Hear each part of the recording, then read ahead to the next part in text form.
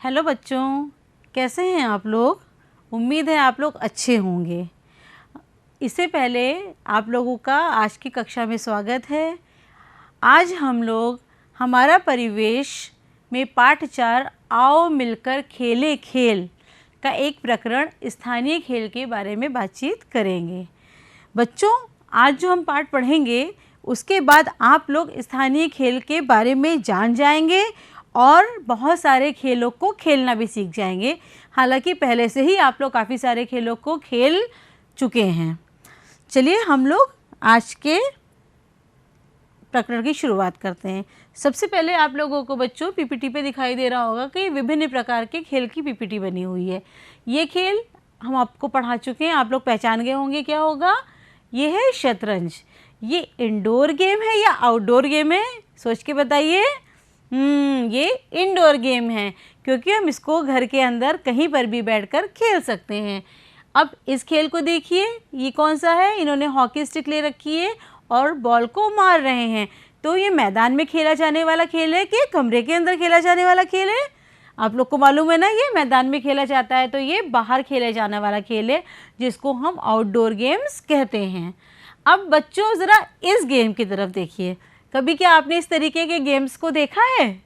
इस खेल को ज़रूर देखा होगा और बच्चों ने इसे खेला भी होगा, क्योंकि आप लोग जानते हैं ये कौन सा खेल है। कंचों का खेल है। कंचे, छोटे छोटे कंचे जो कांच की गोलियों के बने होते हैं, जिनको एक से दूसरे को निशाना लगाना पड़ता है, ये वो खेल है। अब बताइए बच्चों कि ये भी एक खेल है, ये भी एक खेल है, ये भी एक खेल है।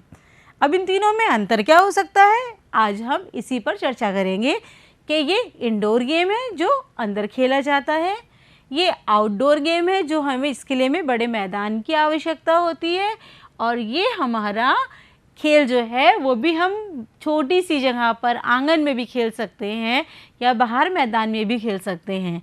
अब अंतर क्या है, इसकी प्रतियोगिता राष्ट्रीय और अंतर्राष्ट्रीय स्तर पर होती है। शतरंज प्रतियोगिता और हॉकी की प्रतियोगिता भी राष्ट्रीय स्तर पर और अंतर्राष्ट्रीय स्तर पर हॉकी के भी टूर्नामेंट्स होते हैं। लेकिन क्या अभी आपने कभी देखा है कि कंचों का कोई ऐसी प्रतियोगिता हुई हो जो प्रदेश स्तर पर होती हो या राज्य स्तर पर होती हो या राष्ट्रीय स्तर पर होती हो या अंतर्राष्ट्रीय स्तर पर होती हो? नहीं देखा होगा। लेकिन ये खेल तो है ही, क्योंकि बच्चे इसको मज़े लेकर खेलते हैं, इसमें आनंद आता है। इसके कुछ नियम होते हैं जो कि हमने आपको पहले वाले पार्ट में पढ़ाया था कि खेल एक ऐसी प्रक्रिया है जिसमें बच्चे जो हैं वो मज़ा लेते हैं, अपने आमोद प्रमोद के लिए खेलते हैं, कुछ नियमों के अंदर बंद कर उसको हम खेल कहते हैं। तो ये खेल है। अब इस खेल को हम कहते क्या हैं? इन खेलों को हम स्थानीय खेल कहते हैं। देखिए, स्थानीय खेल का मतलब हमारा ये होता है कि वे खेल जो गांव, कस्बों या शहरों में बच्चे बहुत प्राचीन समय से खेलते चले आ रहे हैं। मतलब आजकल के बच्चे ही नहीं खेल रहे हैं, हमारे मम्मी पापा, उनके मम्मी पापा, उनके मम्मी पापा, दादा परदादा, यानी कई पीढ़ियों तक के ये खेल खेला जा रहा है। लेकिन इसकी बहुत बड़ी स्तर पर प्रतियोगिताएं नहीं होती हैं। लोग अपने स्थानीय स्तर पर गांव में, मोहल्ले में, कस्बे में, घर में बच्चे इन खेलों को खेलते हैं। तो ये खेल स्थानीय खेल कहलाते हैं। देखिए, बहुत आसान है। स्थानीय का मतलब स्थान, यानी किसी एक लोकल जगह के खेल, तो वहाँ के उसके नियम अलग होंगे। दूसरी जगह पर वही खेल जब खेला जा रहा होगा तो उस खेल के नियम अलग होंगे। यानी उसका इंटरनेशनल लेवल पे या अंतर्राष्ट्रीय लेवल पर या राष्ट्रीय लेवल पर कोई भी खेल के नियम नहीं है, ना कोई प्रतियोगिता हो रही है, लेकिन बच्चे खेलते हैं और अपने हिसाब से उनके नियम बना लेते हैं। तो ये स्थानीय खेल कहलाते हैं। अब हम बच्चों आगे बात करते हैं इसके बारे में। अब कुछ स्थानीय खेलों के उदाहरण की बात हम करते हैं। तो देखिए, स्थानीय खेलों के कुछ उदाहरण जो आप लोग खेलते हैं, और या हो सकता है इसमें से कुछ बच्चे कुछ खेल ना खेलते हों। रस्सी कूद, देखा आप लोगों ने, रस्सी कूद है। कंचे, गिल्ली डंडा, खो खो, गेंद ताड़ी, गुट्टे, पोशंपा, कबड्डी, आँख मिचोली, ये तो कुछ खेलों के नाम हैं, जबकि इससे ज़्यादा और भी खेल होते हैं। जैसे कि आप लोगों ने देखा होगा गुड़िया गुड्डे का खेल है, और बर्तनों को सजाकर बच्चे खेल खेलते हैं। उसके अलावा सिकड़ी खेली जाती है, आप लोगों ने इन खेलों को भी खेला होगा। और एक घोड़ा चमाल खाई, पीछे देखो मार खाई, इस तरीके से खेल भी खेला जाता है। ऊंच नीच खेला जाता है, ये बहुत सारे खेल हैं, लेकिन हम क्योंकि समय के हिसाब से आपको बहुत शॉर्ट में सब वो वाले भी बताएंगे, पहले हम इन सब के बारे में चर्चा करते हैं। सबसे पहला खेल आ जाता है हमारा रस्सी कूद का। रस्सी कूदना, आपने देखा कि रस्सी क्या होती है, 2 हैंडल होते हैं और एक मोटी सी रस्सी होती है जिसके ऊपर ऐसे ऐसे ऐसे करके कूदा जाता है और रस्सी को अपने पैरों के बीच से निकाला जाता है। इसको अकेले भी खेला जा सकता है, यानी कोई एक बच्चा अकेला भी इसको खेले, और या 2 बच्चे एक रस्सी को दोनों सिरे से पकड़ लेते हैं दोनों तरफ से, और 2 बच्चे घुमा रहे हैं। देखिए ऐसे, जैसे एक बच्चे ने यहाँ पे क्या किया, रस्सी पकड़ी, दूसरे बच्चे ने इधर रस्सी पकड़ी, और ये 2 बच्चे इस रस्सी को घुमाएंगे तो ये रस्सी ऊपर नीचे जाएगी और तीसरा बच्चा जो होगा वो इसमें से कूदेगा। देख रहे हैं आप लोग? तो ये इस तरीके से जो है खेल खेला जाता है। और इसका फैसला कैसे होता है कि कौन जीता? जो बच्चा जितनी ज़्यादा बार कूदेगा वो उतना ही बार मतलब जीत जाता है। सबकी बारी आती है, जो सबसे ज़्यादा बिना रुके कूदता है वही जीतता है। इस खेल के बारे में सबसे बड़ी बात यह है कि रस्सी कूद एक ऐसा खेल है जो बच्चों की शारीरिक क्षमता बढ़ाने का कार्य करता है। शारीरिक क्षमता में पहली चीज़ हमारी ये आ जाती है कि बच्चे जब पैरों के बल कूदते हैं और हाथों का वो करते हैं तो उनके हाथ की मांसपेशियाँ, पैरों की मांसपेशियाँ मजबूत होती हैं, उनकी शरीर में लेबर यानी श्रम करने की क्षमता बढ़ती है।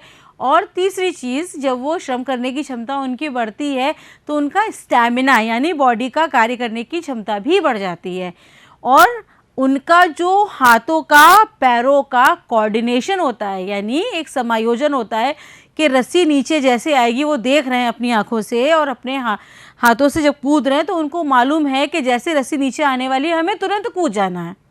अगर उनका समायोजन सही ना हो तो रस्सी पैर में फंस जाएगी और वो फंस जाएगा और वो आउट हो जाएगा। तो ये खेल बच्चों की समायोजन क्षमता को बढ़ाने का कार्य करता है। तो रस्सी कूद बहुत अच्छा खेल है, और आजकल तो शहरों में जब वज़न बढ़ जाता है तो डॉक्टर भी जो है महिलाओं को भी पुरुषों को भी सबको जो है वो रस्सी कूदने के लिए कहते हैं। और एक फ़ायदा रस्सी कूदने का ये है कि जिसको छाती से संबंधित समस्याएं होती हैं, जैसे आजकल पॉल्यूशन या प्रदूषण बहुत ज़्यादा हो गया है, तो उस प्रदूषण से बचने के लिए अगर कोई रस्सी कूदता है रेगुलर 5 मिनट 10 मिनट रस्सी कूद लेता है तो उसके फेफड़ों की क्षमता बढ़ती है, तो वो उस पॉल्यूशन से आराम से लड़ लेता है और उस पॉल्यूशन को दूर कर लेता है, तो उसकी छाती में कोई भी इन्फेक्शन नहीं होने पाता और या ऐसी कोई बीमारी नहीं होने पाती है। बच्चों, आप लोग को समझ में आ गया होगा कि रस्सी कूद का क्या है। अब उसके बाद हम अगले खेल की बात करते हैं, कबड्डी। आप लोगों ने कबड्डी का नाम सुना होगा और कबड्डी को खेला भी होगा। कबड्डी में 2 टीमें होती हैं, सबको मालूम है। इस खेल को हम हू तू तू के नाम से भी जानते हैं। इसका एक नाम क्या है? हू तू तू, है ना, या कबड्डी। अब इसमें 12 खिलाड़ी होते हैं, 7 कोर्ट में रहते हैं और 5 रिजर्व होते हैं। खेल जो होता है वो 20-20 मिनट के 2 हिस्सों में खेला जाता है। और सबसे बड़ी बात यह है कि ये स्थानीय खेल होने के बावजूद कबड्डी में भारत ने एशियाई खेलों में विजेताओं के रूप में एक विशेष स्थान बना लिया है। यानी कबड्डी धीरे धीरे स्थानीय स्तर से बढ़कर एशियाई स्तर तक के पहुंच गई है, और हो सकता है कि आगे कबड्डी इतनी ज़्यादा फेमस हो जाए कि उसका अंतर्राष्ट्रीय स्तर के ऊपर भी जो है वो होने लगे कार्यक्रम। अब आपने देखा ये कबड्डी, अब इसमें खेला कैसे जाता है। देखिए कबड्डी में आपने देखा होगा यहाँ पे कि 2 पाले बने होते हैं, एक टीम इधर रहती है दूसरी टीम इधर रहती है, जैसे आप लोग को दिखाई दे रहा होगा। इसका एक खिलाड़ी इस टीम में जाता है और मुंह से कहता हुआ जाता है कबड्डी कबड्डी कबड्डी कबड्डी कबड्डी कबड्डी कबड्डी कबड्डी कबड्डी कबड्डी कबड्डी, और बाकी जो दूसरे टीम के खिलाड़ी होते हैं इसको चारों तरफ से घेरने का प्रयास करते हैं और इसको पकड़ लेते हैं और पकड़ के वापस नहीं जाने देते हैं। जब वापस नहीं जाने देते हैं तो आपने देखा कि जब वो वापस नहीं जा पाएगा तो उसकी सांस जो होगी वो टूट जाएगी। यानी एक सांस में बोलना होता है कबड्डी कबड्डी कबड्डी कबड्डी, या एक सांस में बोलना होता है हुतू तू तू तू तू तू तू तू। इस तरीके से बोलते रहते हैं और जाके दूसरे खिलाड़ी को छूते हैं। अगर दूसरे खिलाड़ी की टीम ने पकड़ लिया और वापस उसको अपने पाले में नहीं जाने दिया तो वो खिलाड़ी आउट हो जाता है। बड़ा मज़ेदार खेल है, बच्चे स्कूल में भी कबड्डी बहुत मज़े से खेलते हैं, आप लोग भी ज़रूर खेलते होंगे। चलिए बच्चों, अब हम अगले खेल की बात करते हैं। अगला खेल हमारे पास आ जाता है खो खो। खो खो एक भारतीय मैदानी खेल है। ये खेल पीछा करने वाले का और भागने वाले का दोनों की तंदुरुस्ती, उनका कौशल, उनकी भागने की क्षमता, उनकी गति, उनकी ऊर्जा सबकी मांग करता है। अगर किसी की गति में कमी आती है तो मान लीजिए कि वो खो खो में जल्दी आउट हो जाएगा। यदि किसी के अंदर ऊर्जा कम है, यानी वो जल्दी थक जा रहा है, तो वो भी खो खो बहुत आसानी से नहीं खेल पाएगा। क्योंकि इस खेल में एक टीम जो होती है वो बैठी होती है, आपको दिखाई दे रहा होगा इस चित्र में। और बैठने का उनका तरीका क्या होता है कि ये टीम बैठी हुई है, एक का मुँह इधर होगा तो दूसरे का मुँह इधर होगा, फिर एक का मुँह इधर होगा, फिर दूसरे का मुँह इधर होगा। यानी एक दूसरे के विरुद्ध मुंह करके टीम बैठती है और दूसरी टीम जो होती है वो दौड़ा करती है और पहली टीम का एक खिलाड़ी इन सब का पीछा करता है और पीछा करते करते एकदम से आके बोल देगा खो। जब ये खो खोल देगा तो इसकी तेज़ी पर निर्भर करता है कि कितनी जल्दी उठकर ये दूसरी टीम के खिलाड़ी को पकड़ लेता है। खो का मतलब जैसे जो टीम बैठी हुई है उसने कहा खो, और जैसे उसने खो कहा तो खो कहने से क्या हुआ कि ये वाला टीम का खिलाड़ी तुरंत उठेगा और दूसरी टीम के खिलाड़ी को छू लेगा। वो छू गया यानी उनका खिलाड़ी आउट हो गया। तो इस खेल में बहुत ज़्यादा ऊर्जा लगती है और बच्चों को मज़ा भी बहुत ज़्यादा आता है।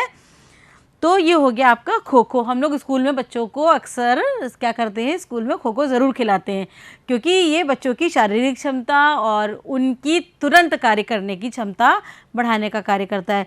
जैसे बच्चा बैठा हुआ है, अगर वो डल बैठा है और हम कह देंगे खो छू के उसको, तो वो तुरंत अगर उठ के भागता है, इसका मतलब है कि उसकी सुनने की, उसने जैसे सुना वैसे ही उसके पैर मूवमेंट में आ गए और वो दौड़ा छूने के लिए अपने प्रतिद्वंदी को, है ना।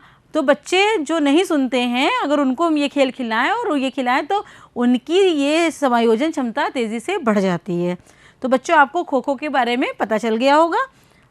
अब हम अगले खेल की बात करते हैं। देखिए, गिल्ली डंडा बहुत पुराना खेल है और अब तो शायद बच्चे थोड़ा कम खेलते हैं, लेकिन पहले इस खेल को बच्चे बहुत ज़्यादा खेलते थे। ये बेलनाकार लकड़ियों से खेला जाता है। एक लकड़ी जो होती है, आप देखिए, ये गिल्ली जो होती है वो बड़ी होती है बेलनाकार, और जो ये डंडा जो होता है बड़ा होता है, और गिल्ली जो होती है देखिए छोटी सी होती है, इस तरीके की बेलनाकार।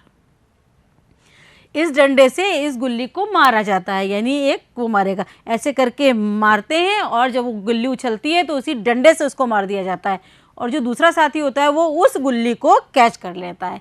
अगर कैच कर लिया तो खिलाड़ी आउट हो गया। ठीक है, इस तरीके से ये खेल खेला जाता है, लेकिन थोड़ी सी सावधानी इस खेल में बरतने की आवश्यकता होती है, क्योंकि लकड़ी से डंडी से खेला जाता है। गुल्ली जब उछलती है, क्योंकि गुल्ली बेलनाकार होती है और दोनों सिरों पर हल्की सी नुकीले टाइप की होती है, तो कभी कभी होता क्या है कि जब गुल्ली निकलती है तो किसी के चोट भी लग सकती है, उससे सर पे लग सकती है, आँख पे लग सकती है, नाक पे। तो थोड़ा सा सावधानी के साथ इसको खेलना चाहिए।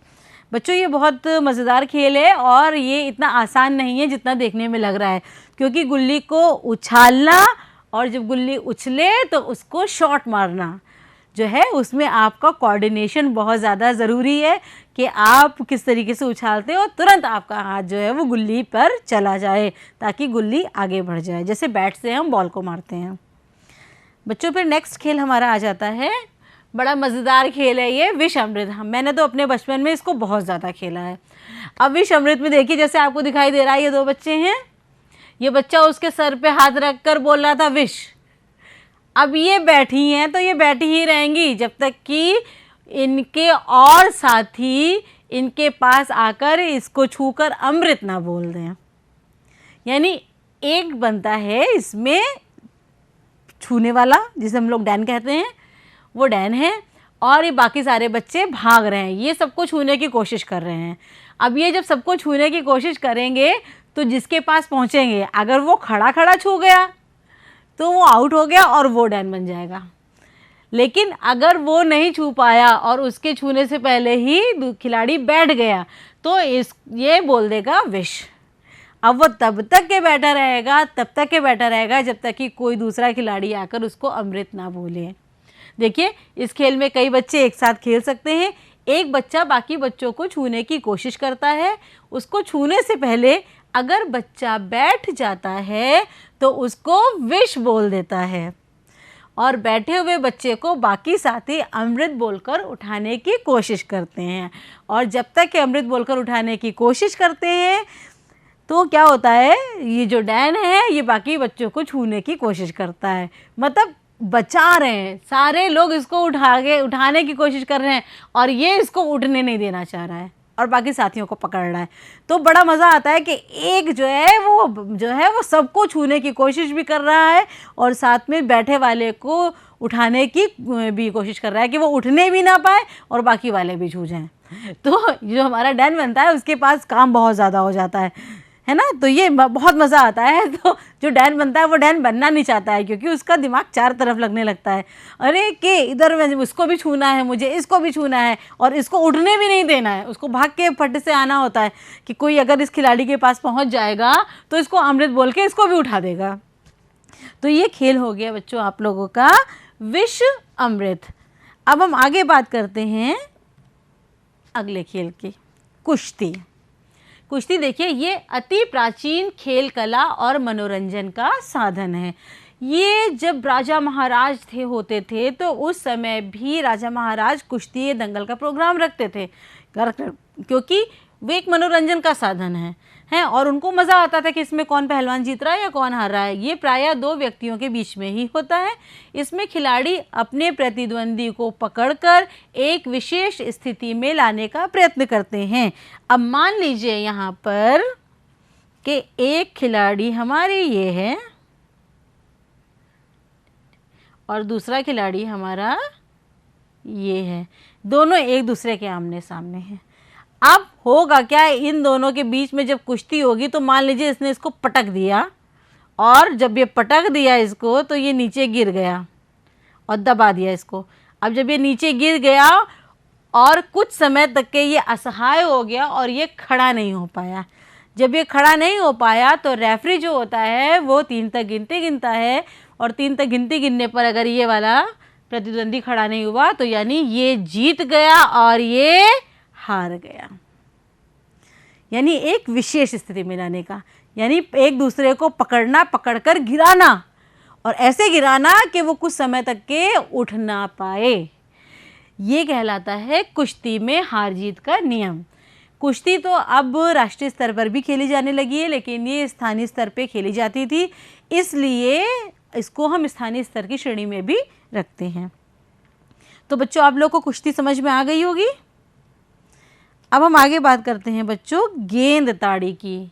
गेंद जैसे आप लोगों को दिखाई दे रहा है, गेंद और ताड़ी दो नाम पता चल रहे हैं, यानी गेंद से खेला जाने वाला खेल और ताड़ी का मतलब ताड़ना, ताड़ने को कहते हैं निशाना लगाना। तो मान लीजिए यहाँ पर देखिए ये गुट्टियाँ यहाँ पे रखी हुई हैं। तो इस खेल के कई सारे नाम भी हैं, इसको 7 टाइम्स भी कहते हैं और गेंद-ताड़ी भी कहते हैं। इसमें 7 गुट्टियाँ लगाई जाती हैं, 1 2 3 4 5 6 7, यानी 7 गुट्टियाँ एक के ऊपर एक रख दी जाती हैं और 2 टीमें बन जाती हैं। अब ये 7 गुट्टियाँ एक के ऊपर एक रखी हुई हैं, 2 टीमें हैं। एक टीम का एक खिलाड़ी गेंद से निशाना लगाकर इसके ऊपर मारता है। क्या किया उसने, गेंद से निशाना लगाया और इसके ऊपर मारा, तो ये गिट्टियाँ क्या हो जाएंगी, सब उछल जाएंगी, अलग अलग हो जाएंगी।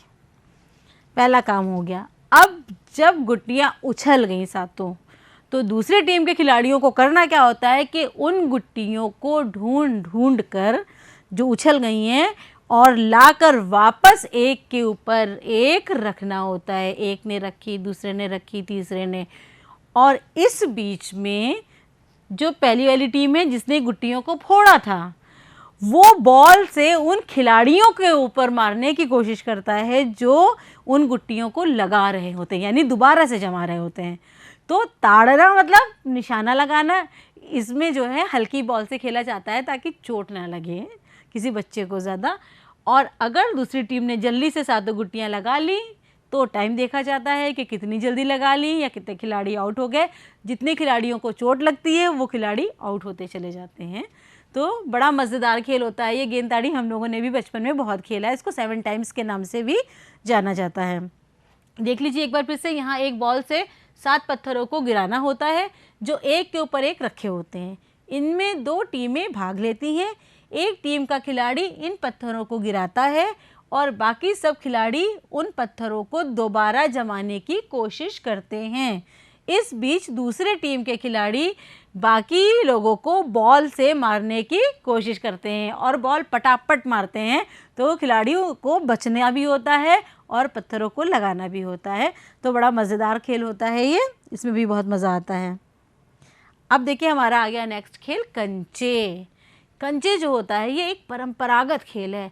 ये कांच की छोटी छोटी गोलियों से खेला जा रहा है, जैसा कि आपको चित्र में यहाँ पे दिखाई दे रहा होगा। यहाँ पे बहुत सुंदर सुंदर गोलियाँ होती हैं। जब हम लोग छोटे थे तो हम लोग उन सिर्फ सुंदर गोलियों को, क्योंकि वो इतनी सुंदर लगती थी, नीला, हरा, गुलाबी, ऑरेंज कलर, लाल रंग की जो है वो चमकती चमकती गोलियाँ होती, तो वो हम लोग सिर्फ जमा करते थे उसको, क्योंकि हम लोग को इतनी अच्छी लगती थी वो। तो छोटी छोटी गोलियों से खेला जाता है। एक गोली से दूसरी गोली पर देखिए ये ऐसे करके, ऐसे कंचा हाथ में उंगली में पकड़कर और ऐसे निशाना लगाया जाता है। बहुत आइज़ यानी आँखों और हाथों की उंगलियों का समायोजन का खेल है। अगर आपका आई एंड हैंड कोऑर्डिनेशन यानी हाथ की उंगलियों की मांसपेशियों का कोऑर्डिनेशन सही नहीं है तो आपका निशाना कभी दूसरे वाले कंचे पर नहीं लगेगा, तो आप अपना कंचा भी हार जाएंगे।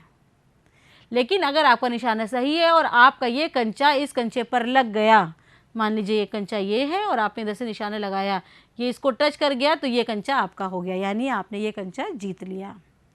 तो इस तरीके से जीत हार के खेल में ये खेला जाता है और निशाना लगते ही वो गोली उस बच्चे की हो जाती है। तो सिर्फ बच्चे गोलियों को जमा करने के लिए कि उनको मज़ा आता है कि रंग बिरंगी गोलियाँ जो है वो उनके पास होनी चाहिए, तो वो, हालांकि इस खेल को अब अच्छा नहीं माना जाता है। माना जाता है कि कंचे इंचों से बच्चों को दूर रखना चाहिए, लेकिन बहुत अच्छा खेल है ये। मैं ये कहूँगी कि अगर विद्यालय में बच्चों को ये खिलाया जाए तो बच्चों की सूक्ष्म मांसपेशियाँ, जो कक्षा 1-2 के बच्चे हैं जिनको पेंसिल पकड़ने में प्रॉब्लम होती है, वो पेंसिल सही से नहीं पकड़ पाते, जिसकी वजह से उनकी हैंडराइटिंग ख़राब होती है, अगर ये खेल खिलाया जाए और उनको कंचा उंगली में फंसाकर फेंकने की कोशिश कराई जाए तो उनकी सूक्ष्म मांसपेशियाँ और आइज़ का यानी आँखों का जो कोऑर्डिनेशन हो जाएगा वो बहुत अच्छा होगा। और जिस बच्चे का यानी जिस भी व्यक्ति का आँखों का और उंगलियों का कोऑर्डिनेशन अच्छा होता है, उसकी राइटिंग और उसकी ड्राइंग बहुत अच्छी होती है, क्योंकि वो जो देख रहा होता है वो वैसे ही बनाता चला जाता है, वैसे ही लिखता चला जाता है। अब देखिए बच्चों, इसके बाद नया खेला जाता है हमारे पास गुट्टे। गुट्टे आप लोगों ने खेले होंगे। छोटे छोटे गोल गोल पत्थर जो गिट्टियाँ होती हैं उनसे खेला जाता है और इसमें अपने हाथ को ऐसे रखा जाता है। देख लीजिए इस तरीके से एक हाथ रखा जाता है और उसके बाद 5 गुट्टों का खेल होता है। यहाँ पे गुट्टे रख के एक गुट्टा उछाला और एक को अंदर इसके नीचे से निकालना होता है, फिर उछाला, फिर दूसरे को निकाला, फिर उछाला, फिर दूसरे को, मतलब हमें इसको कैच भी करना है, जो ऊपर हम उछाल रहे हैं वो कैच कर रहे हैं और बाकी वालों को हम अंदर डाल रहे हैं, फिर हम सारे गुट्टों को उछाल ले लेते हैं।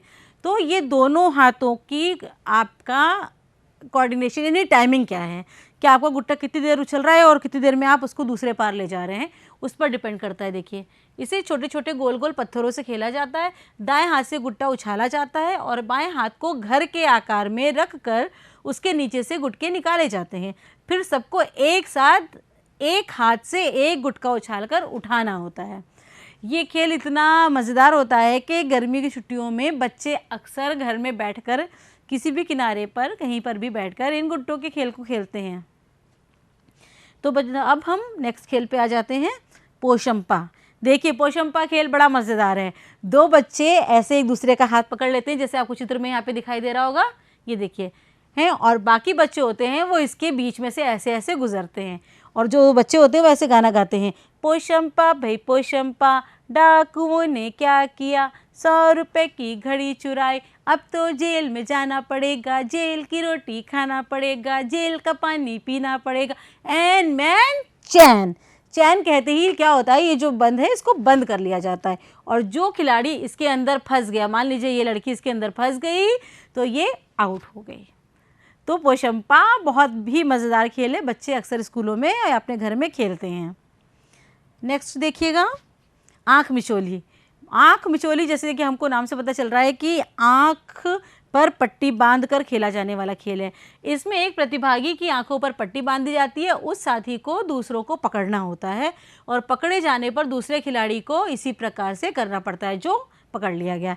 अब इसमें क्या चीज़ इंपॉर्टेंट है खेल में, ये देखिए, आंखों पर पट्टी बंधी है, हम देख नहीं पा रहा है, यानी ये बच्चा नहीं देख पा रहा है, लेकिन बाकी बच्चे उसको आवाज़ दे रहे हैं, तो वो कानों से सुनकर अंदाज़ा लगा रहा है कि ये इस तरफ है तो मुझे इसको पकड़ना है। तो जो इंद्रियों का विकास है, सुनने की शक्ति का विकास है, वो इस खेल के द्वारा बच्चों का होता है। वो मज़ा भी लेते हैं और साथ साथ उनकी इंद्रियों का विकास भी होता है। अब हम यहाँ पर अभ्यास करेंगे। अभ्यास देखिए, हम लोगों ने अभी तक के जितना पढ़ा है, आप लोग ने सारे खेल पढ़े, जैसे कि गिल्ली डंडा है, कंचे है, पोशंपा है, उसके अलावा कुश्ती, ये सारे खेल। अब इनमें से आप ये बताइए कि स्थानीय खेल जो है वो कौन कौन से हैं, उनको हमें अंडरलाइन करना है। क्या हॉकी स्थानीय खेल के रूप में खेला जाता है? नहीं, हॉकी राष्ट्रीय और अंतर्राष्ट्रीय स्तर पर। लूडो एक इंडोर गेम है। फिर हम बात करते हैं, क्या गिल्ली डंडा स्थानीय स्तर पर खेला जाता है? इसके नियम बदलते हैं जगह जगह पर, बिल्कुल। तो गिल्ली डंडा क्या हो जाएगा, हमारा स्थानीय खेल हो जाएगा। फुटबॉल एक बड़े मैदान में खेला जाने वाला खेल है, तो ये स्थानीय खेल नहीं है।